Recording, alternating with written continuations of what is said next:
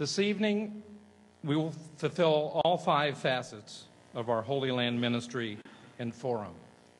And the 5 facets are prayer, study, engagement, advocacy, and giving. We focus on these 5 areas in an effort to foster understanding, peace, justice, and reconciliation in the Holy Land. A key aspect of our pursuit of peace with justice is to produce these kinds of events monthly that are ecumenical and interfaith in nature. However, it is also our desire to include all people seeking peace, regardless of their spirituality, because human rights, justice, quality of life, and equality are not limited to specific religious traditions. This evening, we're here to provide information that may be new to you. We're here to motivate you, to encourage your participation in positive action and advocacy. Status quo in the Holy Land is not, cannot be considered a viable option. This evening is about mobilizing all people, regardless of race, creed, or religion. It is not about hopelessness, it is about hope. It's about nonviolent pursuit of peace with justice, peace with equality, peace with integrity for all the people of Palestine and Israel and their neighbors. The personal experiences you're going to hear are not commodities to be advertised. They are offered for your thoughtful consideration, your reflection. They are meant to stimulate change, to make the world a better place for all. The life stories shared this evening are very personal, yet they are not exceptional. They are commonplace. They are not unusual. However, they are much different than most of the sensationalism distributed by popular media. I consider each of the women to be remarkable and very courageous, each in their own way. Devoted leaders in the cause of peace with justice and human rights. We will begin with Dr. Ahlam Muhtaseb. Ahlam is a Muslim Palestinian born in Hebron, Palestine, approximately 23 miles south of Jerusalem. She lived there until 1998 when she was awarded a Fulbright scholarship and came to America to pursue advanced degrees. She earned her doctorate in mass communication at the University of Memphis, and Dr. Mutasa is professor of communication studies at Cal State San Bernardino. Let's give someone from Riverside and San Bernardino a good San Diego welcome. For me to come here tonight, and I would like to thank you all for attending our presentations. Those presentations are supposed to be about our personal stories as, women seeking justice in the world. And I am Palestinian, have a very compelling personal story. However, I'm also a professor and researcher, and my major area of research is really Palestinian refugees' narratives of diaspora. And I'm not a refugee, by the way, so I chose tonight, actually, to focus on their story because I would like to give some voice to those who are marginalized in society. In the United States, because mainly of the media and its lack of portrayal or fair portrayal of the conflict in the Middle East, that many Americans actually lack a deep understanding of this issue. Therefore, I'm going to give you a quick historical narrative. So let me start by talking a little bit about some of the myths that have been used very successfully, actually, by the Israeli propaganda to talk about, or to create a certain discourse, actually, about the conflict in the Middle East. And the first one is usually that this is a religious conflict mainly, of course, as portrayed between Palestinian Muslims and Israeli Jews. And I totally disagree with this. It's not religious at all. Actually, if we look at the Palestinian population before the Zionist movement, before everything happened there, it was a population formed of Muslims, Christians, and Jews. For example, Christians used to be close to 25% of the, and still around that percentage, but unfortunately, of course, dispersed around the world now, of the Palestinian population. The Jewish community or minority was close to 3%. So I will start by saying this is not really a religious conflict, though it is usually disguised as a religious conflict. If I may, I actually would like to describe it as another form of classic colonialism, where usually, European forces come and occupy the land somewhere in the world. In this case, of course, we are talking about the Middle East and in particular the Palestinian land. And this problem was really created in Europe. Unfortunately, Palestinians had to pay the price for this problem, which is the persecution of Jews, which was a very unfortunate, historical event. However, as I said, the Palestinians had nothing to do with this conflict. As a result of this persecution, the creation of the Zionist movement came about. And I will quickly just talk about the Zionist movement, which was mainly promoted and really created by Theodor Herzl, who is actually thought of as the father of Zionism in its modern form. And just to actually confirm the fact that it's not a religious conflict, he was actually a secular Jew. The first Zionist conference that took place in Switzerland, in Basel, was actually supposed to have taken place in Munich in Germany. This was in 1897. However, many of the reformist and Orthodox Jewish groups in Germany totally rejected the Zionist idea at that time and refused to facilitate holding the conference in Germany, so it was changed into Switzerland, where it took place, and this was like the official kickoff of the Zionist movement with its agenda. Of course, its agenda was not static. It changed over the years. However, it started with a very simple idea, which is founding a national Jewish homeland for all Jews from around the world. I don't have a problem with that. However, when they decided on where to incubate, this homeland, there was a debate actually in the Zionist movement between several countries, including Argentina and Uruguay, and other countries, and then at the end they said, well, the easiest one would be Palestine because of the historical roots of Palestine or historical Palestine to Jordan. Also, the political atmosphere at that time and later on facilitated the idea of actually creating such a national homeland for the Jews in Palestine. In the history of the Zionist movement, there was a very interesting change that I will revisit later, but I'm just going to point to it now, which happened in 1942 when the Zionist movement actually split into two camps. One still supported the original idea of the creation of a Jewish homeland, and a new, more extreme, actually, strand of Zionism that actually called or pushed for the creation of a national Jewish state, which is, of course, a totally different story.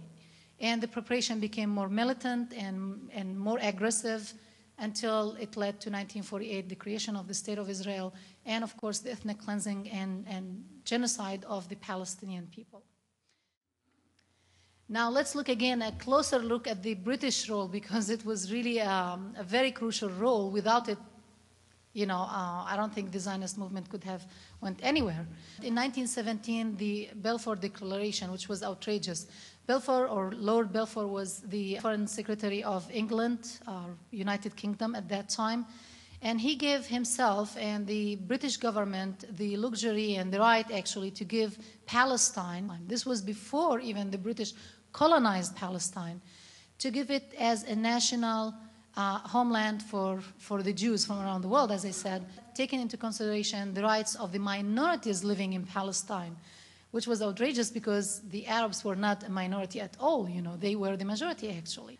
In 1918, British officially colonized Palestine. They called it the British Mandate of Palestine, a very nice, politically correct term, which was actually given credibility through the League of Nations, which was the body that preceded the United Nations. You know, it was used to be called League of Nations, and then it was dissolved and changed into the United Nations that we know of today. So actually, the United Nations played two major episodes in the history of Palestine by really legitimizing the first colonization and the second colonization of Palestine, unfortunately. So between 1918 and 1948, Britain actually encouraged immigration of the Jews from all around the world to Palestine and facilitated their acquisition of the land by all means possible, whether buying it or forcing its people out, etc.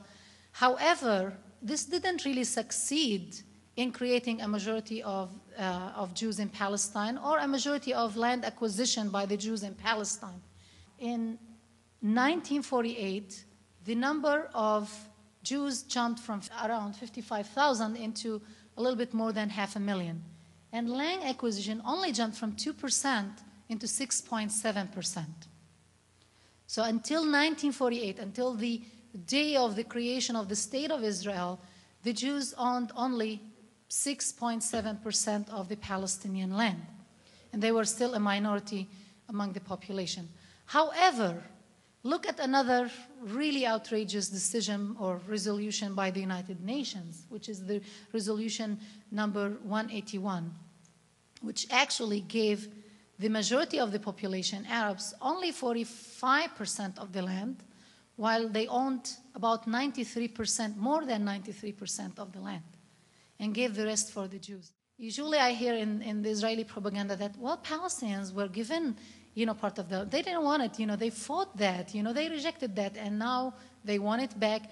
I was like, if you actually were in their place, would you actually give your land and just get out of the land and give it to someone else? Would you do that in your houses and your lands and your country? Of course. I mean, it was just nothing more logical than to do that, to reject resolution number 181. Until 1948, it didn't succeed. However, with the establishment of Israel, which was, you know, based on really several gangs that were heavily armed, that fought Palestinians and simply kicked them out of the land, and I will talk about the issue of the refugees in a minute, slowly the plan succeeded.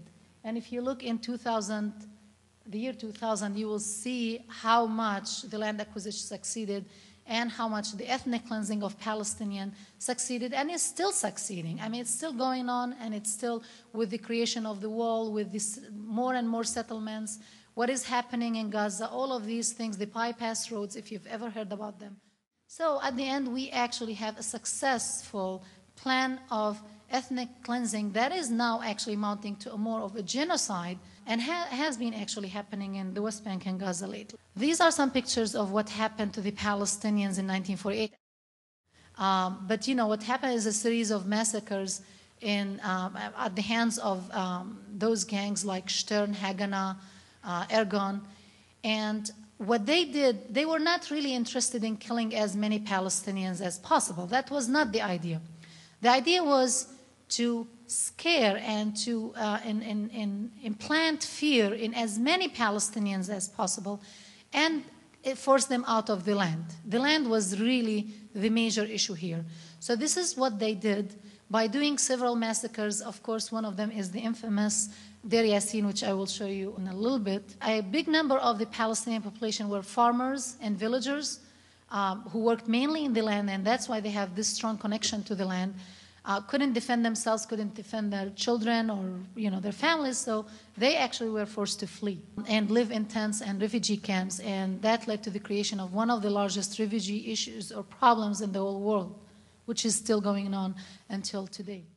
And this picture actually is from a very interesting book. It's by the Israeli reformist historian, Ahlam Muhtaseb, in his book, The Ethnic Cleansing of Palestine. The first one on top left is a picture of the Haganah fighters who took actually part in those massacres.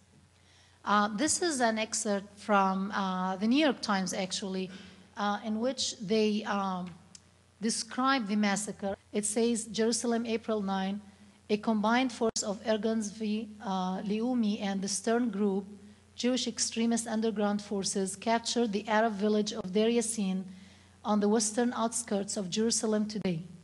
In house-to-house fighting, the Jews killed more than 200 Arabs, half of them women and children. Now, the interesting thing is, nowadays we see very similar events in Gaza, for example. Very, very similar, you know, the mass killing of mainly civilian populations, just another episode of the ethnic cleansing of Palestinians. As I said, this led to the creation of the Palestinian refugee problem. Of course, I have the number here, which is maybe the average number, which is 800,000. But we have numbers as low as 750 and as high as actually 910. And even UNRWA's numbers go closer to 1 million refugees who were displaced from their homeland. Of course, those people were out of fear, just left and ran away, taking nothing with them. So depending on where you lived in Palestine, you immigrated. So if you lived in the north, most likely you ended up going to Lebanon. If you lived in the middle areas, most likely you went to Syria or to Jordan. In the south, to Egypt, etc. And some people went through the sea to other places like Europe, some actually as far as Iraq later on. To give you an example of what happened as well as in form of the ethnic cleansing, between 400 and 450 Palestinian towns and villages were totally destroyed, especially those villages that resisted, that fought back the Haganah, Ergun, and Stern gang members, or terrorists as they were actually termed by the British forces at that time. Some images of what happened to those refugees who dispersed around the world, living in tents, yearning to go back, to return. Many of them in Lebanon, they keep their land deeds. They didn't really take much with them because they thought they would go back. But most of them took the deeds of the land, the keys. That's why they became very symbolic, actually, in the creation of the problem, and was very helpful also in maintaining a collective national identity for those refugees away from their homelands. Gaza, of course, I'm assuming most of you have heard something about Gaza. Unfortunately, of course, the U.S. mainstream media was just totally awful in its really coverage of the conflict. Gaza has been actually under severe attack and war by Israel that was, of course, used, according to some sources, about half of its military munition, which is the fourth or the fifth most powerful in the world. They used half of that on a small strip, you know, the most densely populated region in the world. In the whole world, you have more people in one small area than anywhere else. Last year, just before Christmas, Israel invaded Gaza. And it announced its ceasefire after 3 weeks. So it took them 3 weeks, and they were really in a hurry, you know, so that's maybe why they used a lot of their military might, because they wanted to finish that operation, which they called Cast Lead, before the inauguration of the new president. However, the Israeli army killed about 1,330 Palestinians, mainly civilians.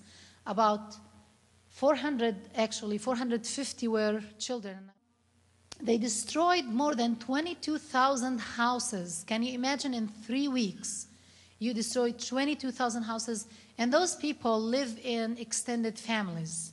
You sometimes have the uncles, the aunts, the grandparents, etc. So this led to the displacement of a huge number of people, estimated at about 50,000. They destroyed about 80% of agriculture in Gaza, which, you know, it's again a place that really depends to a great extent on agriculture, because they are under siege, total siege by Israel, air, land, and sea. Even fishermen find it very hard to go and fish. They violated international law and committed war crimes, and they are actually, this is according to Amnesty International, Human Rights Watch, and even all Israeli human rights groups also accused their government of committing war crimes and crimes against humanity. Those include shelling every civilian institution. I mean, we are not talking about military posts or something like that. We are talking about ministries, the parliament, universities, mosques. They destroyed the major university in Gaza totally. Schools, anything you can imagine, even United Nations schools were shelled 3 times. They used prohibited weapons like white phosphorus bombs, and those are not necessarily banned by international law. However, you can't use them in civilian areas. You can use them only with troops as to have like smoke screen only to cover the troops when they go. DIM, have you ever heard of DIM or DIM?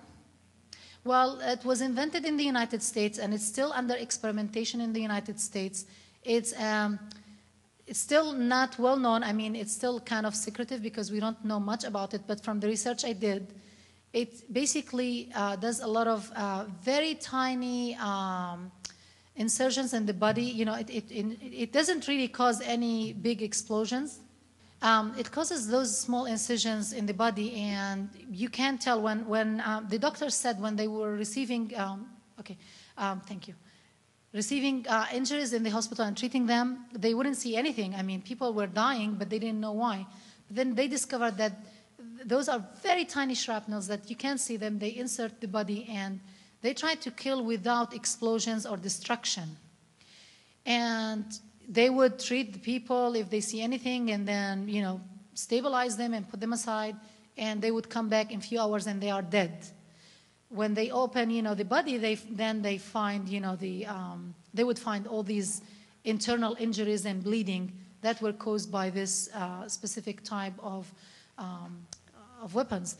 And that makes me really suspicious. This is my theory. I don't have proof of it.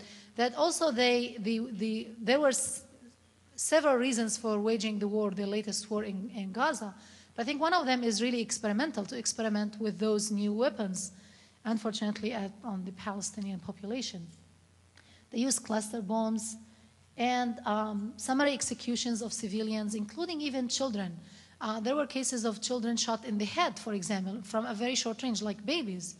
And I have a testimony by a doctor, he's a Norwegian doctor. And in the interview here with one of the American channels, actually, he says he saw horrors. A bit more than an hour ago, the Israelis bombed the central fruit market in Gaza City, and we had a mass influx of about 50 injured and between 10 and 15 killed.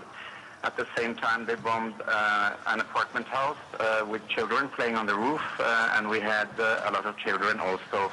So this is really like seen from the Dante's Inferno. It's like hell here now, and it's been bombing all night. Up till now, close to 500 people have been killed, and the number of casualties is getting to 2,500, of which 50% are children and women. Are your hospitals reaching capacity? Can you deal with these people? We have been doing surgery around the clock. I just talked to one of my colleagues in the ICU who has not been sleeping for 3 days, and the hospital is completely overcrowded. We are running 6-7 ORs, and there are injuries you just don't want to see in this world. Children coming in with open abdomens and legs cut off. We just had a child we had to amputate both legs and the arm. And the only crime they have done is being civilians, the Palestinians living in Gaza. The relief now is not more doctors and more drugs. The relief now is to stop the bombing immediately. This cannot go on. It's a disaster. You've talked about the civilians, the women, the children, the men who aren't involved in this, but are you also getting casualties that are Hamas fighters? To be honest, we came on New Year's Eve in the morning. I've seen one military person among the 10 we have, hundreds that we have seen and treated. So anybody who tries to portray this as sort of a clean war against another army are lying. This is an all-out war against the civilian Palestinian population in Gaza, and we can prove that with the numbers. And you have to remember that the average age of the Gaza inhabitants is 17 years. It's a very young population, and 80% are living below the poverty limit of UN. So this is a poor and very young people, And they are able to escape absolutely nowhere because they cannot flee like other populations can in wartime because they are fenced in and they are in a cage. So they're bombing 1.5 million people in a cage. And young people, poor people, and, you know, you cannot separate between the civilians and the fighters in such a situation. I apologize for some of the images, but believe me, those are very sanitized images. I mean, if you check the images, the actual what was happening, you will be totally disturbed by the actual damage happened. Okay, those are just pictures. I told you I have better ones of white phosphorus bombs and shelling. And this is the United Nations school that was shelled, one of the 3 that were shelled actually. Even the food storage place, in Gaza was shelled, the United Nations one. So as you can see, people are fleeing. It was packed with civilians who were displaced, didn't have any shelter. They were sheltering in the school. And I heard I was listening to one of the interviews, and the doctor said they opened the wound and they, put down the fire and they treat the burn. But then when they open it again the next day to treat it, this is one of the problems with the white phosphorus, it starts burning up again on the body of the injured. It's so hard to put down, There's another video, but I don't have time. It's called The Killing Zone. You can look at it on YouTube. It talks about Gaza before, because people think it only happened, the genocide happened only lately. Actually, this has been happening over and over and over, especially in Gaza. So I will end up here, actually. Basically, I call in that action plan to support the Palestinians in their struggle to boycott Israeli goods, and also cultural boycott and divestment from Israel, to put enough pressure on Israel to stop that, to take those people who were accountable for all the suffering and misery to court and actually take them to The Hague. It was so easy to do this to Omar Bashir in Sudan, but Israel has been doing even more evil things over the years and has never been accountable in front of the international community. Thank you very much for listening. I really appreciate my time with you.